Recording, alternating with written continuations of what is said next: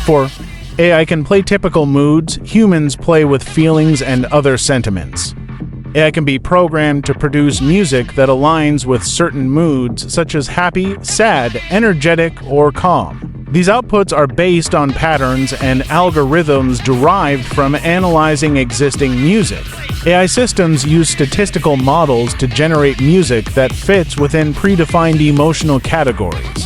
This ability allows AI to create background music for various applications such as movies, video games, and commercials where specific moods are required. However, human musicians play with a broader and deeper range of sentiments. A human performance is influenced by the musician's personal feelings, experiences, and the immediate interaction with the audience.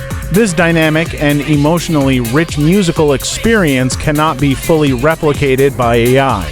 Human musicians bring their individuality and emotional complexity to their performances, resulting in music that feels alive and deeply connected to the human condition. For example, a human pianist might interpret a piece differently based on their emotional state, adding subtle variations in tempo, dynamics, and phrasing that reflect their feelings at the moment.